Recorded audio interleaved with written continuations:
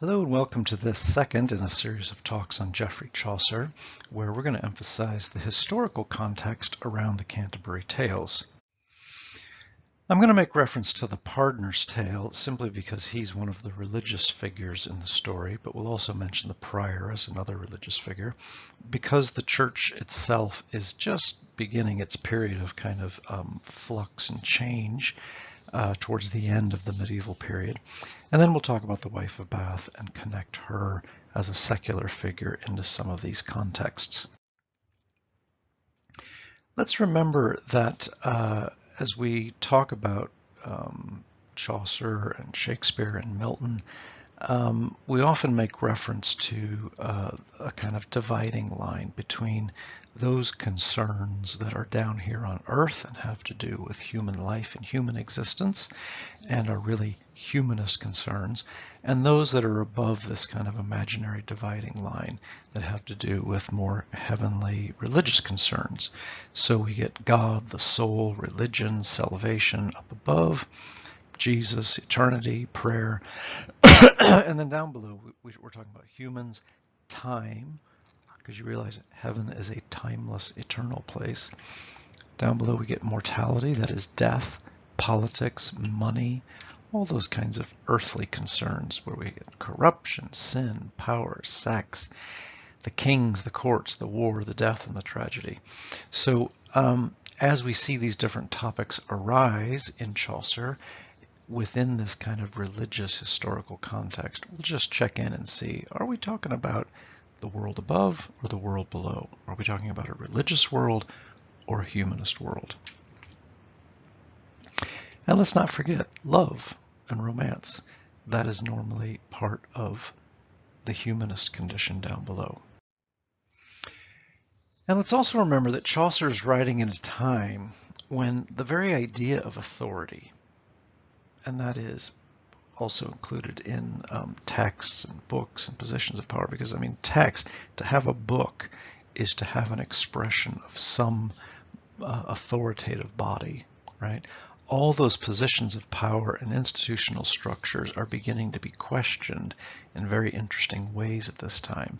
So the wife of Bath herself questions books, because the book she sees most often is the Book of Wicked Wives.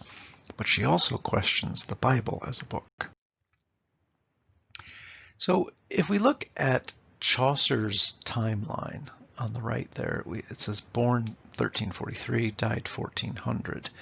Well, look at someone whose life ran a kind of very similar span, and that is John Wycliffe, who was a professor at Oxford, a church dissident, or some would say a reformer, and who instigated the translation of the first English Bible. Okay, he's considered an important predecessor to what is later going to become Protestantism. And you realize something is afoot in the church this time. The idea that we're going to get a Bible in English that everyone can read. It's at the same time that Chaucer is writing his poetry in English so that everyone can read it. He's not writing in Latin. He's not writing in French. These were the more authoritative languages. English is the language of the people, and Wycliffe and Chaucer are obviously working along similar lines in terms of democratizing this kind of power. So both in literature and in the Bible, we're getting a kind of big moment of transition here. In the Bible, we get the first full English or Vulgate, that is in the vulgar language, first full English Bible. And this is the opening of that Bible, lines that you may recognize, written rather differently. In the first made God of naught heaven and earth. The earth forsooth was vain within and void, and darknesses were upon the face of the sea. You know, that's not the version we're familiar with, but that was the first English version.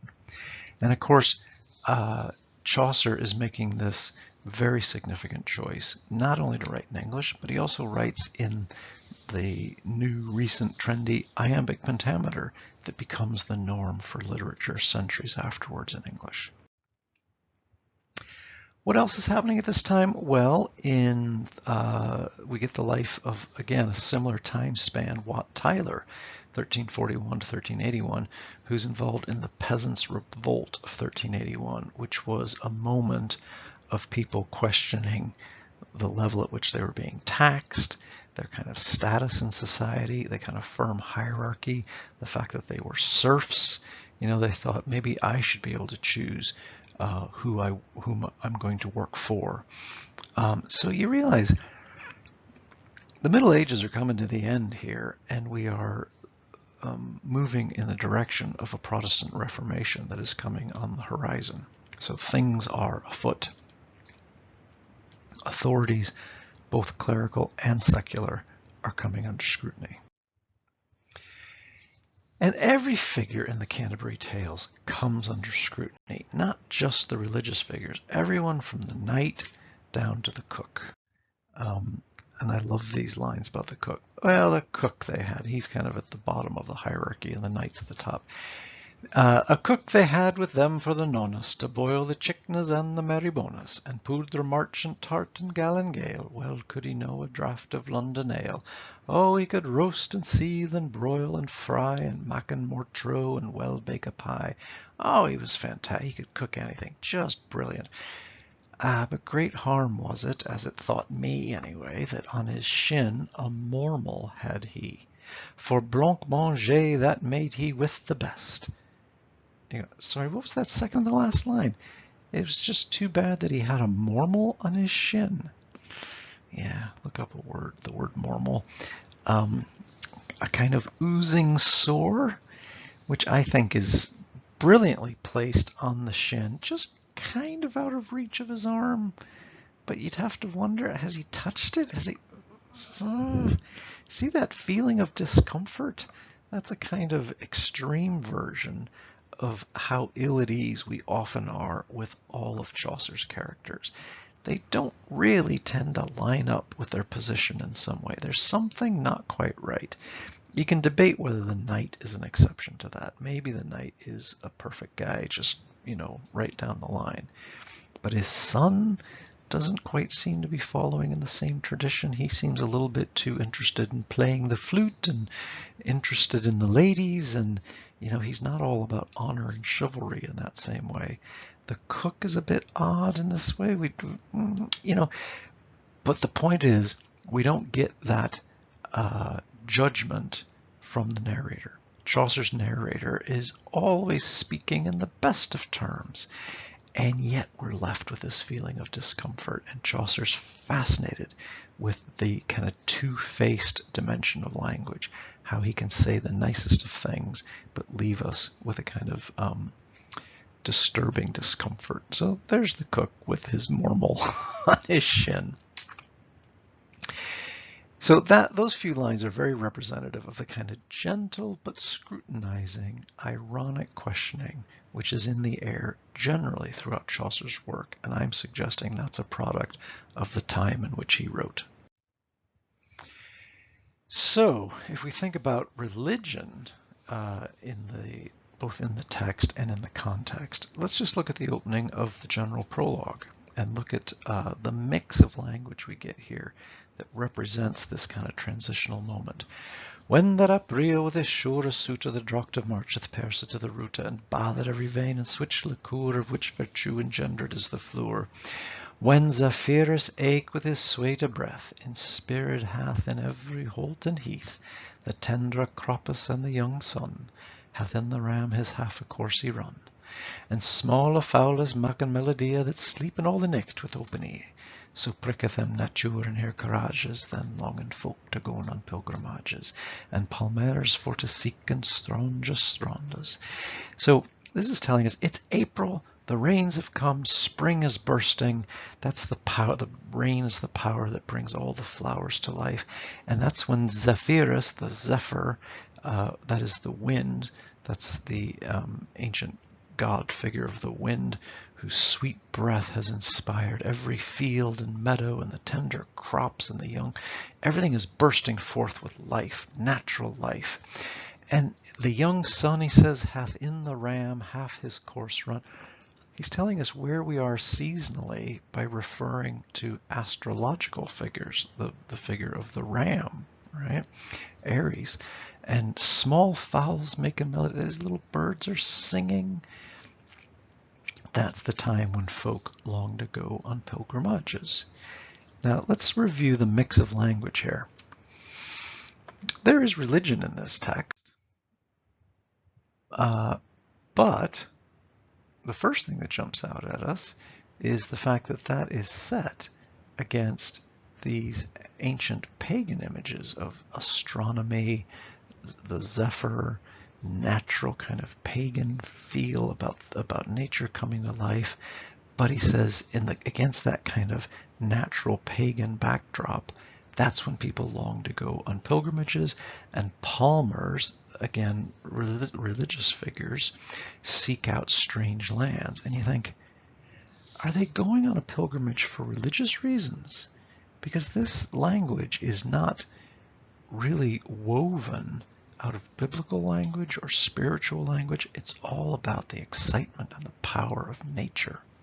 Okay? So we're getting a mix. And again, that represents the kind of transitional moment here. This is not a hymn.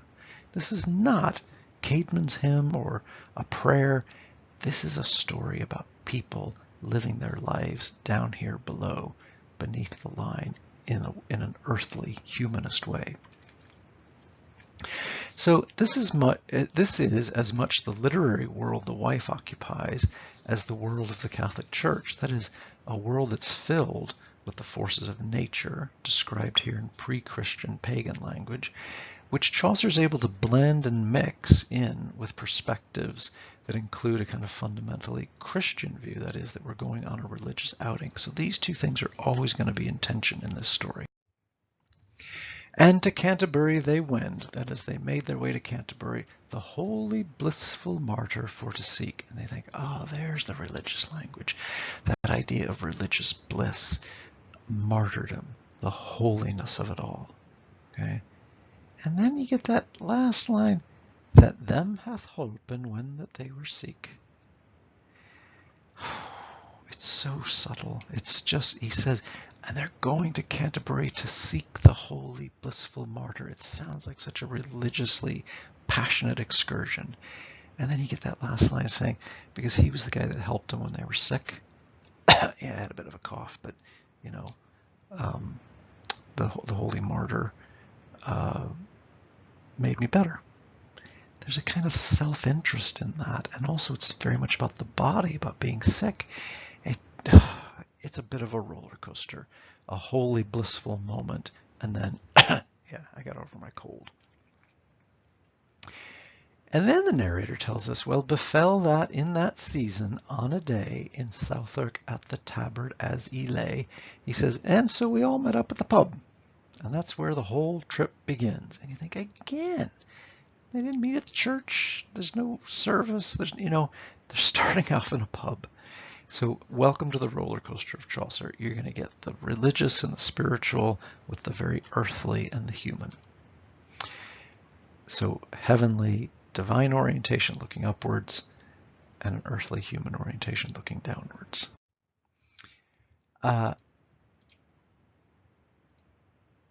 And between those things, what I'm trying to suggest is you always want to be aware of the ambiguity, that there's a tension between these two things. Okey-doke.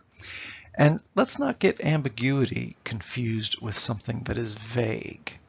So you don't want to walk away from Chaucer saying, oh, he can't make up his mind what he's talking about. Oh no, he's very clear what he's talking about. He's talking about two things. And he's talking about those two things simultaneously: religious views and humanist views. That's different from someone who's just vague, which you see in this cartoon here. So some stuff happened and some people were like, whatever, and stuff, and some other people were there, and so like, well, no one was hurt, fortunately. I mean, that would be like the worst news report you've ever heard, because it's communicating nothing specific. Chaucer's incredibly specific. He's just ambiguous. So on the one hand, it's a pilgrimage. On the other hand, it starts in a pub. Couldn't be clearer. Also couldn't be more ambiguous. So try to keep those terms clear and distinct. Okay? We're not interested in vagueness. We're interested in ambiguity. So Chaucer actually revels in describing clear and precise ambiguities in his religious figures. He's so detailed and specific. There's always something simultaneously pious and human about them. Even the pardoner, who's kind of a nasty piece of work, or the prioress, you'll see these tensions in them, as we do in the wife of Bath, who, let's remember, she's always first in the line to give money at church, and, sounds great, but she's also kind of overdressed and makes a big show of giving the money. And you think, that's not in quite the religious spirit that we were looking for here. So, just to remember that line, on the one hand, we've got the holy, blissful martyr. On the other hand, we've got this idea that we just want to get over our illness. Thanks very much. So, what do we do with all this knowledge about medieval context? You could pile this information all into an essay if you wanted to, and just reveal the amount of stuff I know about the medieval context. But that's not as valuable. That doesn't count as much as what's on the other side of this scale, which is your ability to link that context to specific lines from the poem. That's when context becomes useful. So don't begin an essay with a big lump of context. It's not the way it works. You want to build it into your essay in order to illuminate particular lines. That's the only time that it's useful for our purposes, okay? And just a kind of general reminder of the big timeline that we're working with here. Remember that the ancient and Greek and Roman period really carries on through the early Christian era, and so that it becomes something we call the classical era. And that's where we got those references to Zephyrus and the ram, this idea that these are kind of pre-Christian elements that Chaucer likes to deal with. Then around 400 or somewhere around there, we start the medieval period where the church is kind of utterly dominant. And as we approach 1400, which is, the period, the moment when Chaucer dies and the Canterbury Tales is being written closer there, we're getting the start of the Renaissance, which combines ancient Greek and Roman knowledge, kind of classical knowledge, with Christian views, and it all becomes mixed up in that period of the Renaissance. So you get a humanist interest and a religious interest at the same time. But you'll notice we're getting that in Chaucer. Chaucer is not writing in the Renaissance, but he is foreshadowing. He's kind of seeing what's coming with all this questioning of the religious framework. Okay, so the periods are classical, medieval, and modern. Shakespeare's in the modern period with us. He's one of us in that sense. So that imagery from the Greeks and the Romans and even the very early church we associate with the classical period. The Christian framework is clearly the main background for Chaucer's writing, as he's a medieval writer, and then we get the mix of the two in someone like Shakespeare. Okay, and the church is the part that's concerned with life above the line, but we have to remember, as one critic said, Chaucer lived in interesting times, not yet Renaissance, but those tensions are setting in and they become interesting times as a result. Okay, so we just remember, look at where Chaucer is in that time period. He dies 1400. A little over 100 years later is when Martin Luther nails the 95 Theses against the door of Wittenberg Cathedral in 1517, thus kind of starting the Protestant Revolution. And I just put that picture there because it looks like Chaucer's just nudging up against the next period to come. Because clerical abuses are becoming clear. That's what the pardoner's all about in this tale, is a sign of corruption in the church. So abuses such as nepotism, simony, that is seeking money for spiritual things. Here, you give me as a figure of the church some money and I'll get you off your time in purgatory after you die. Usury, that is loaning money at extortionate rates, the sale of indulgences, these are all corruptions within the church, and that is causing people to question things up to the point that Martin Luther just kicks off a full-scale revolt amongst the Protestants. Okay, so Chaucer's kind of nudging his way over that way. So, critics of the late medieval church often argued that pardoners practiced simony. Not only do these critics condemn the selling of false pardons for personal profit, but some of Chaucer's contemporaries condemned the very act of taking money for a pardon. They argued that such commerce made the pardon false, and as a consequence cursed both the seller and the purchaser. Perhaps one reason why the host reacts so violently to the pardoner's final blasphemous offer. Nay, nay, quote he, then have I Christ's curse. So the pardoner is somebody saying, I'll sell you kind of Christian forgiveness. And, the host is possibly picking up on this and saying, no, that's part of the church's corruption. Okay, so we see it reflected very clearly in those lines. So that raises a really interesting objection, which is, think about this, the pardoner's job is to give pardons, but the taking of money makes that pardon false, in fact makes it a source of a curse. Now the pardoner says in his story that his theme is radex malorum est cupiditas, which is greed is the root of all evil, or as it's sometimes translated as money is the root of all evil. And you think, well, that's interesting. Here's a guy who's telling a very moral tale with that theme, that we should beware of money. And yet we know that the pardoner is corrupt. That raises a question. Does that make the story false in some way? Just as did the taking of the money by the pardoner make his pardon false? What we're saying is, herein lies a key question throughout all the tales. Does our knowledge of the teller endorse or discredit the tale being told? Chaucer's fascinated by this fundamental question about how texts and literature, that is including religious texts, work together. So is what the wife of Bath telling us, is that discredited by what we know about the way she conducts her life? Okay, so does the pardoner's vicious nature render his tale or its moral false? Chaucer's fascinated by that. That's why it's not just a collection of tales.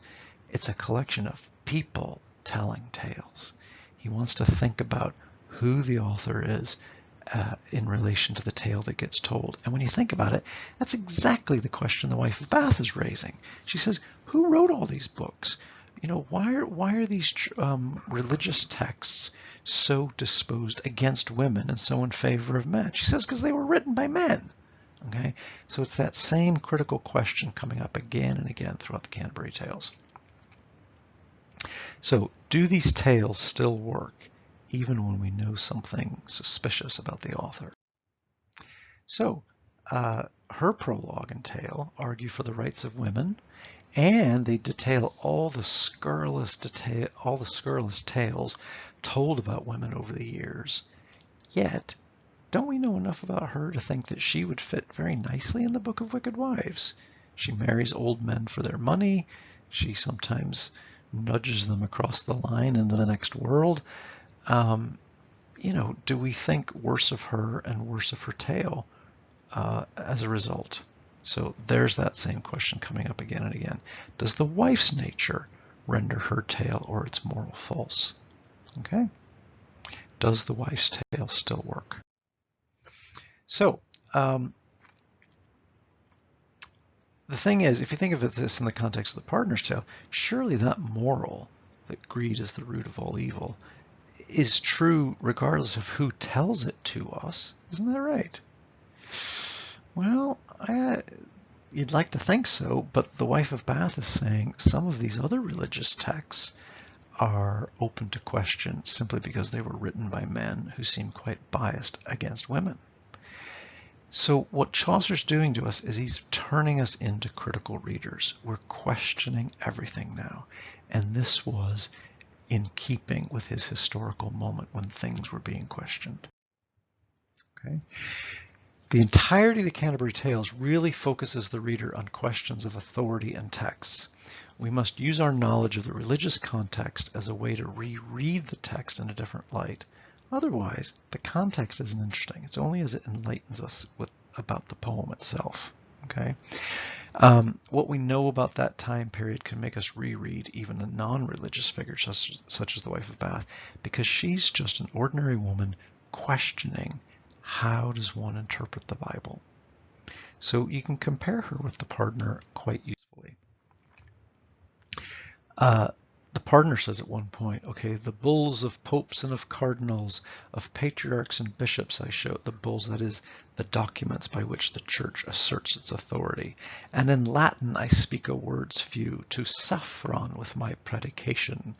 He's saying, as I talk religion, I will occasionally throw in a bit of Latin, which I love. He says, I speak a words few. I speak a few words of Latin. He's obviously not a scholar in that sense. And he says, I use Latin to saffron, that is to season my sermon a bit. So you realize he's more or less admitting that he's got all these tools of authority that he sprinkles through in a way that someone like Plato would call sophistry. And here's the wife of Bath's version. Experience, though none authority, were in this world, were richt enough to me. So she's kind of saying, I don't have the bulls of popes and of cardinals. I don't have the few words of Latin. I don't have all that stuff. I'm going to speak out of the authority granted to me by my experience. Okay, so here the two of them are laying out the basis for their authority to speak, and that is before they get to their tale. She goes further and she says, when it comes to reading the Bible or these early church texts, she says, men may divine and glozen up and down. That is, they can, even divine is an ambiguous word here. On the one hand, it means guess. On the other hand, it has that connotation of something divine, as if to get a vision from above.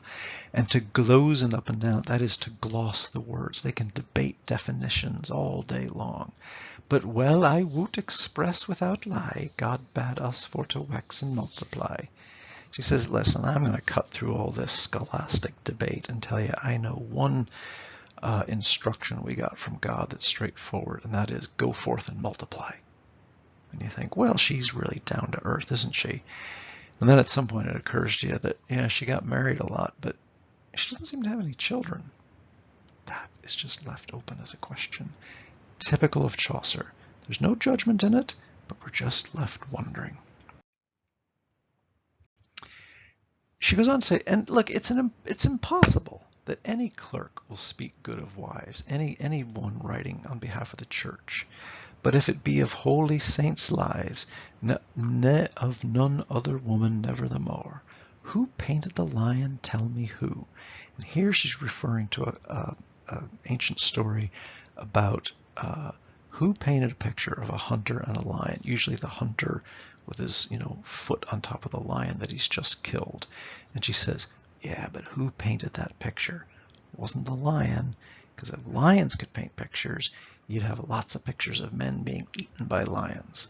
She says, and by God, if women had written stories as clerks have within their oratories, they would have written of men more wickedness than all the mark of Adam may redress. She says, let me tell you, if women ran the church, the stories would be different. We wouldn't have that version of the painting. If lions could paint, that man would be toast, right? I read that our host here shall begin, for he is most enveloped in sin.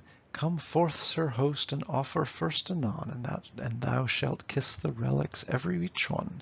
Yea, for a groat, unbuckle anon thy purse. Nay, nay, quoth he, then have I Christ's curse. Let be, quoth he, it shall not be so theech. Thou wouldest make me kiss thine old breech, and swear it were a relic of a saint. He's saying, this is him saying, back to the partner, just look, leave me alone. You're going to make me kiss something that's fake, like, some old belt of yours or something, and say, this comes from the cross. He says, you're fake, and you're going to end up getting us both cursed. So the host is, again, capturing that historical moment of questioning and doubt. So the pardoner's authority is really in tatters. I mean, he makes no claim to being truthful. It's as if he arrogantly relies on how much he knows people to believe in such authoritative stories. So he actually says, I'm a fraud. And then he tells this story and expects everyone to believe it. Yeah. Some other rather less than flattering, if not less than pious, or at least very downright curious depictions of religious figures as found in the Canterbury Tales definitely reflect this period of religious ambiguity. So we don't only get the pardoner, we get the prioress. Oh, she's a marvel, the prioress. There was also a nun, a prioressa, that of her smiling was full simple and coy. Her greatest oath was but by Saint Loy, and she was cleeped Madame Eglantine, cleeped meaning named. And you think, really? The nun, her name is Madame Eglantine? It sounds so fancy, doesn't it? Oh no, she's very simple and coy. Simple and coy. These are uncomfortable words. Very uncomfortable for a nun. Okay, there she is on her horseback. I mean, simple. What do we mean by simple? It could mean, as it did around 1200, free from duplicity, upright, guileless, blameless, innocent, harmless. She was very simple in that way, straightforward person. But then, of course, we also know simple to mean ignorant, uneducated, unsophisticated, simple-minded, foolish, from the old French word simple. There's the ambiguity. Okay. What about coy? It can mean gentle, considerate, solicitous, but it can also mean unresponsive, distant, standoffish, disdainful. It was also used as a verb, meaning to caress or stroke or pet someone or something, to show reluctance, to be loath. He has picked these words so carefully. She was full, simple, and coy. And you don't know whether that means she was straightforward or she's a little bit cunning almost, right? And the idea of a nun who's a holy figure known as Madame Eglantine, that sounds like a person with status and power, doesn't it? Full well she sung the service divine, intuned in her nose full seemly. So she was good at singing in church, in the service, intuned in her nose full seemly. Do you know those people you get in church sometimes so you kind of hear like, why can I hear the person 3 rows back singing over and above everybody else? Good singer, but it's as if they're kind of showing off slightly, perhaps, rather than mixing in with the crowd. Oh, and she also spoke French, full fair and fetisly. That is, very, very precisely she spoke French, after the school of Stratford at Bow, for French of Paris was to her unknown. So she's got this kind of local but very fastidious version of French that she speaks, okay? And at meat well it taught was she withal. Oh, see, when she was eating, she let no morsel from her lips fall. What? What a weird detail. She ate very carefully and didn't let anything drop from her lips. And she didn't wet her fingers in her sauce deep. Well could she carry a morsel, and well keep that no drop ne fell upon her breast. I mean, all I know is we're getting a lot of descriptions of this woman eating. There's Madame Eglantine, eating, eating, eating, oh, very carefully, okay? In courtesy was set full much her list. Her over lip wiped she so clean that in her cup there was no farthing seen. She didn't get crumbs in her cup. I mean, we're spending line after line talking about this. There was no farthing seen, oh, sorry, not crumbs, no farthing seen of grease when she drunk and had her draught. Oh, it's all very tidy and precise, and she's very precious, isn't she? Point being, we haven't heard much about her actual religious, spiritual state. So the idea that we have a nun, oh, she's so careful eating. I love this picture of this woman who, she's dressed like a nun, but I don't know, she's eating a slice of pizza in some way. It just doesn't quite match up, right? And Chaucer's very aware of that. She was so charitable and so piteous. You'd think that would mean full of mercy and caring for people, right? In fact, she would weep if that she saw a mouse caught in a trap. Mice? That's what she's concerned about. If it were dead or bleeding, and of small hounds had she that she fed with roasted flesh, or milk and wastel bread, but sore weep she if any of them were dead. Oh my God, this is just so bizarre. It's like she likes pets. She's got all this sympathy for animals. This just doesn't sound like the version of Christianity we're comfortable with. And again, I love this picture of this nun with her two rather fancy little dogs seemingly standing in front of an area of deprivation. And you sort of think, I don't know, I'm just asking questions about her. Is she there to help the people, or is she there with her fancy little dogs? I don't know. And her mouth, full small and thereto soft and red, but certainly she had a fair forehead, for it was almost a span abroad, I trow. Why are we getting descriptions of her mouth and her forehead? For hardly she was not undergrown, full fetis was her cloak, as I was ware, of small coral about her arm she bare. She's got like coral jewelry, a pair of beads gauded all with green, and thereon hung a brooch of gold full. Like now we're getting jewelry and stuff on Madame Eglantine, and on her brooch, on which there was first written a crown that is a capital letter A, and after the phrase Amor vincit omnia, love conquers all. What kind of love? Why all the jewelry and the pets and the it just doesn't add up. She seems a little bit too much of this world down below. And that love conquers all. You wonder, is it love of God or is it romantic love? I don't know. I mean, maybe I'm going too far. Chaucer maybe say, oh, you're just reading into that. But it seems very uneasy. And look at even the language describing that jewelry. The pair of beads is gauded all with green. The word gauded is related to the word gaudy, meaning showy or tastelessly rich or overly ornamented or even full of trickery. Now, Chaucer hasn't said any of this. He hasn't passed judgment on her. He thinks she's just lovely, and she's so tidy when she eats. Okay, but the language is where we find the evidence that makes us doubt. Think as well that the pardoner actually uses the word God as well. He says, by this God, meaning this Khan, have I won year by year 100 marks since I was pardoner. Right? He says, I can fool people with this stuff, and it's a God. Also, her greatest oath was by Saint Loy. And you think, well, who's Saint? Never heard of Saint Loy. Which saint is her particular saint of choice? Well, Saint Loy was the patron saint of goldsmiths, people who hammer gold. And he was once, so it is told, commissioned to make a throne of gold adorned with precious stones. And again, Chaucer's just dropped that in for us to think that would be the one she picks. He hasn't said anything against her, but boy, it looks weird. Okay, what about a monk? We had a monk as well in the general prologue. A monk was there. There was a fair for the maestry, an outrider that loved venery, a manly man. And you back up, you go, wait a minute, sorry, venery? He loved, what is that? Well, venery, amongst other things, meant the pursuit of sexual pleasure in its first definition here, but look below.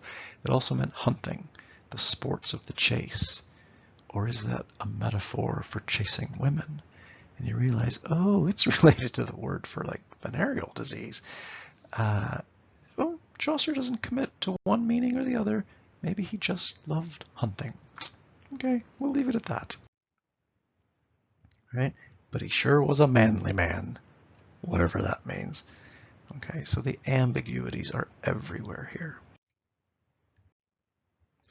So we got to remember that all this context is really only worth discussing when it is appropriate and in relation to the Wife of Bath's prologue and tale.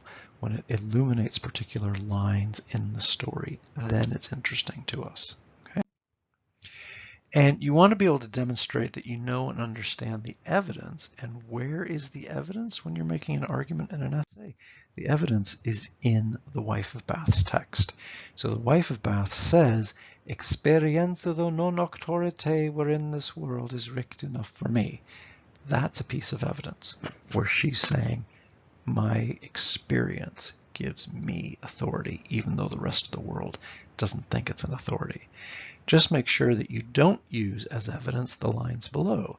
"Experience, though no written authority were in this world, is good enough for me." That's one of those modern translations. Chaucer didn't write that.